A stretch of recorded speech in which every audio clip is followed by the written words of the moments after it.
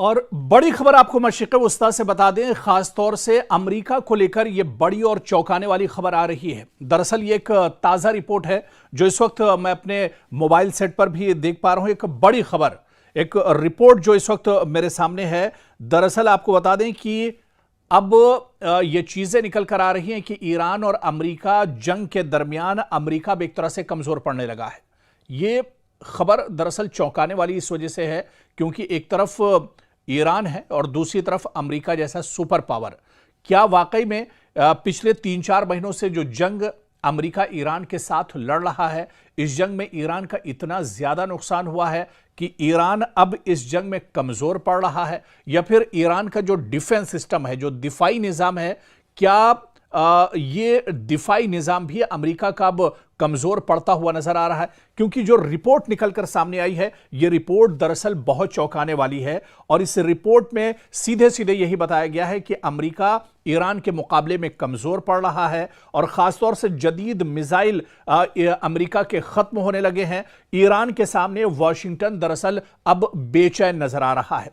इस पूरी रिपोर्ट के बारे में तफसील से हम आपको बताएंगे क्योंकि दुनिया की सबसे ताकतवर फौज एक तरफ अमेरिका की हम बात कर रहे हैं, सुपर पावर है, और अमेरिका दुनिया की सबसे मजबूत फौज मानी जाती है, अस्करी ताकत मानी जाती है। लेकिन क्या अब इसके हथियारों के जखीरे तेजी से खत्म हो रहे हैं और क्या अमेरिका के जदीद दिफाई निजाम यानी जो इसका लेटेस्ट डिफेंस सिस्टम है, क्या अपनी आखिरी सांसें गिन रहा है? यह सवाल भी बहुत अहम है। और क्या ईरान के खिलाफ मुसलसल हमलों ने वॉशिंगटन को एक ऐसे मोड़ पर लाकर खड़ा कर दिया है जहां जंग जारी रखना पहले जितना अब अमेरिका के लिए आसान नहीं है?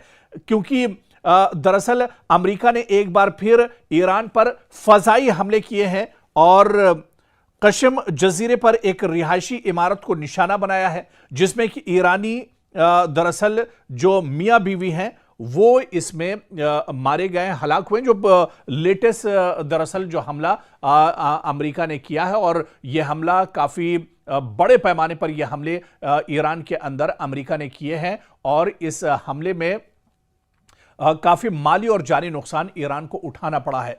लेकिन इस हमले को लेकर ही दरअसल एक रिपोर्ट जो जाहिर की गई है, वो रिपोर्ट दरअसल ये बताती है कि अमेरिका का जो डिफेंस सिस्टम है वो अब एक तरह से नाकारा हो रहा है। डिफेंस सिस्टम अब एक तरह से कमजोर पड़ रहा है और अमेरिका का, और एक रिपोर्ट इसको लेकर बाकायदा आई है जिसमें यह शाये किया गया है कि जो डिफेंस सिस्टम अमेरिका का है ये एक तरह से इसका जखीरा खत्म हो रहा है। इससे पहले भी इस तरह की रिपोर्टें आती रही और यह कहा गया कि जो अमेरिका का डिफेंस सिस्टम है, खासतौर से उसमें पैट्रियट मिसाइल की बात की गई थी। इसके अलावा जो दूसरे और जो मिसाइल सिस्टम है, खासतौर से जदीद थार्ड की बात की गई थी कि थार्ड फजाई दिफाई जो निज़ाम है यह भी अमेरिका के पास अब एक तरह से कम है। दरअसल जो समझने वाली चीज है इस रिपोर्ट में वो यही है कि अमेरिका को एक साथ कई महाजों पर लड़ना पड़ रहा है क्योंकि ईरान के मंशा दरअसल यही है। ईरान दरअसल अमेरिका को चारों तरफ से लपेट कर रखना चाहता है, परेशान करके रखना चाहता है। और दरअसल ईरान डायरेक्ट वॉशिंगटन या पेंटागन या न्यूयॉर्क पर हमला तो नहीं कर सकता है, बहुत ज्यादा दूरी है। लेकिन मशरिक़ वस्ता में जहां जहां अमेरिका के एयरबेस हैं, जहां पर अमेरिका के सिफारत खाने हैं, जहां पर अमेरिका के फौजी पहले से मौजूद हैं, जहां पर अमेरिका के डिफेंस सिस्टम मौजूद हैं, जहां पर अमेरिका के स्टॉक या कंट्रोल रूम्स हैं, अब इन अलग अलग पूरे मशरिक़ वस्ता में जहां पर अमेरिका के का इंफ्रास्ट्रक्चर है वहां पर ईरान एक साथ हमले कर रहा है। अब अगर दुबई में ईरान हमला करता है और एक साथ वो कतर पर भी हमला करता है, सऊदी अरब को भी निशाना बनाता है, इसके अलावा अबू धाबी को निशाना बनाता है, कुवैत को निशाना बनाता है, इराक को निशाना बनाता है, जहां पर हर जगह अमेरिकी इंफ्रास्ट्रक्चर मौजूद है, तो फिर अमेरिका एक साथ ईरान के हमलों को कैसे रोक पाएगा? अमेरिका के पास क्या वाकई में इतना डिफेंस सिस्टम मौजूद है, इतने थार्ड या पैट्रियट मिसाइल मौजूद हैं जो ईरान के ड्रोन्स और मिसाइल को रोक सकें? इसी वजह से इस रिपोर्ट में दावा किया गया है कि अब अमेरिका की दरअसल कमर टूट रही है। मशरिक़ वस्ता के उमूर के माहिरीन के मुताबिक भी अमेरिका के जदीद और इंतहाई महंगे जो दिफाई हथियारों का जखीरा है वो दरअसल तेजी से कम हो रहा है। इनमें दूर से हदफ को निशाना बनाने वाले ज्वाइंट स्टैंड ऑफ वेपन्स और जदीद थर्ड फजाई दिफाई निजाम के मिसाइल भी दरअसल शामिल है। और यह कहा जा रहा है कि अब डिफेंस सिस्टम दरअसल अमेरिका का कमजोर पड़ रहा है, और जब किसी का डिफेंस कमजोर पड़ जाए तो उसकी हार एक तरह से तय मानी जाती है, और यही कुछ इस जंग में अमेरिका के साथ हो रहा है। हालांकि एक खबर बीच में यह भी आई थी जो हमने आपके साथ शेयर की थी कि अमेरिका बड़े पैमाने पर डिफेंस सिस्टम को लेकर दिन रात काम कर रहा है, और चाहे थर्ड की बात की जाए या पैट्रियट मिसाइल की बात की जाए, इन मिसाइलों का प्रोडक्शन बहुत तेजी से अमेरिका ने बढ़ाया है। लेकिन रातों रात कोई थर्ड या पैट्रियट मिसाइल तैयार नहीं हो पाते हैं, बल्कि इन मिसाइल्स को, इन आलात को और इस डिफेंस सिस्टम को तैयार करने के लिए एक लंबा वक्त दरकार होता है, जो अब अमेरिका के पास एक तरह से नहीं है, क्योंकि ईरान लगातार अटैक कर रहा है। ईरान मशरिक़ वस्ता में जितने भी महाज हैं, जहां जहां अमेरिका के एयरबेस हैं, अमेरिका का इंफ्रास्ट्रक्चर है, वहां पर लगातार हमले कर रहा है। चाहे बहरीन की बात करें, जॉर्डन की बात करें, Iraq, Dubai, Kuwait, Qatar, Saudi Arabia, बहुत से दरअसल इलाके हैं। और पहले की रिपोर्ट में भी हम आपको तफसील से बता चुके हैं कि अलग अलग पूरे मशरिक़ वस्ता पर दरअसल अमेरिका का दबदबा था। अमेरिका दरअसल पूरे सऊदी और खलीजी ममालिक को सिक्योरिटी देता था। इसी वजह से अलग अलग जगहों पर, अलग अलग गल्फ के जो ममालिक थे, खलीजी ममालिक थे, वहां पर अमेरिका ने अपने एयरबेस बनाए हुए थे। लेकिन अब इन एयरबेस पर जिस तरह से ईरान हमला कर रहा है, जिस तरह से कुवैत के अंदर जो अमेरिका के फौजी थे मारे गए हैं, उसके बाद से अब अमेरिका दरअसल बेचैन है। और इसी के बाद अब जो ताजा रिपोर्ट आई है वो ये बताती है कि अमेरिका की इस जंग में कमर टूट रही है। अमेरिका का डिफेंस सिस्टम दरअसल कमजोर पड़ रहा है। अमेरिका के थर्ड और पैट्रियट मिसाइल का जो जखीरा है वो दरअसल तेजी से खत्म हो रहा है, और इसी वजह से अमेरिकी सदर डोनाल्ड ट्रंप के पेशानी पर दरअसल परेशानी अब बढ़ गई है, और अब वो समझ नहीं पा रहे हैं कि आगे ये लड़ाई किस तरह से जारी रखी जाए।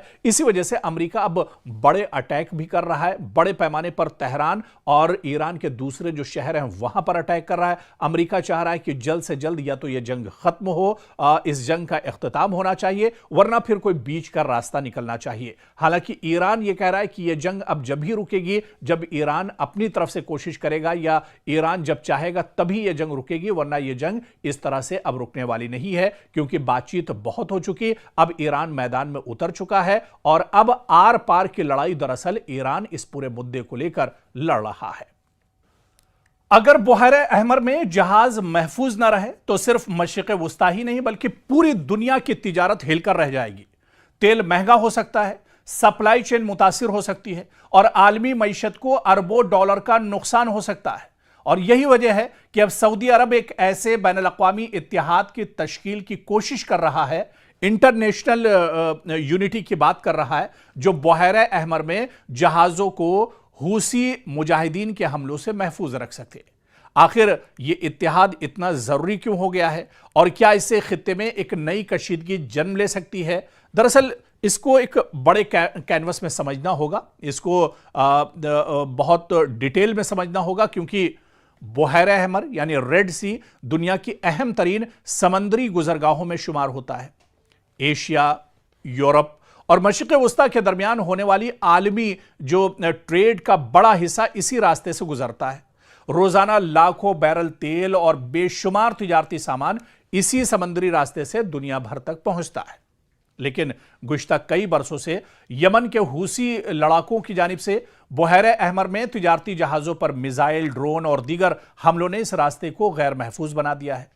हूसियों का कहना है कि वो गजा जंग के तनाजुर में इजराइल या इससे वाबस्ता जहाजों को निशाना बनाता है। ताहम इन हमलों की जद में कई दूसरे ममालिक के तिजारती जहाज भी आ चुके हैं। अब खबर यह है कि सऊदी अरब बुहैरे अहमर में जहाजरानी के तहफ़्फ़ुज़ के लिए एक बैनुल-अक़वामी इत्तेहाद बनाने की कोशिश कर रहा है।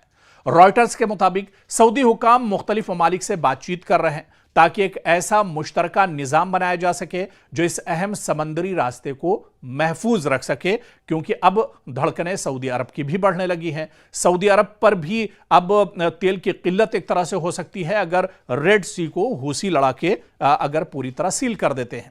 इस इत्तेहाद का मकसद सिर्फ फौजी कार्रवाई नहीं बल्कि मालूमात का तबादला भी होगा, मुश्तरका निगरानी, बहरी गश्त और जरूरत पड़ने पर हमलों का फौरी जवाब देना भी हो सकता है। सऊदी अरब के लिए यह मामला इसलिए भी अहम है क्योंकि बहर अहमर यानी रेड सी के साहिल पर उसके बड़े तिजारती मंसूबे, बंदरगाहें और न्योम जैसे मेगा प्रोजेक्ट्स मौजूद हैं। अगर यह रास्ता गैर महफूज रहता है तो न सिर्फ सऊदी मैशत बल्कि आलमी तिजारत भी इससे एक तरह से मुतासिर हो सकती है। दूसरी जानिब ईरान की हिमायत याफ्ता हुसी तहरीक इस इत्तेहाद को अपने खिलाफ एक नई महाज आराई के तौर पर देख सकती है, जिससे खित्ते में कशीदगी मजीद बढ़ने का खदशा भी मौजूद है। सवाल यह भी है कि क्या इस मुजव्वजा इत्तेहाद में अमरीका, यूरोपीय ममालिक और खलीजी रियासतें जो हैं शामिल होंगी, या सऊदी अरब एक अलग इलाकाई सिक्योरिटी फ्रेमवर्क कायम करेगा। फिलहाल इस पर हतमी फैसला सामने नहीं आया, लेकिन सिफारती राब्ते तेजी से अब इस पर जारी हैं। और आप देखिए कि बहर अहमर अब सिर्फ एक समंदरी रास्ता नहीं बल्कि एक आलमी मईशत, तवानाई की तरसील और मशरिक़ वस्ता की सियासत का मरकज बन चुका है। अगर सऊदी अरब वाकई एक मौसर बैनुल-अक़वामी इत्तेहाद कायम करने में कामयाब हो जाता है तो जहाज रानी को तहफ़्फ़ुज़ मिल सकता है, लेकिन साथ ही खित्ते में ताकत के तवाज़ुन और ईरान हूसी महाज के साथ कशीदगी में भी इजाफा हो सकता है।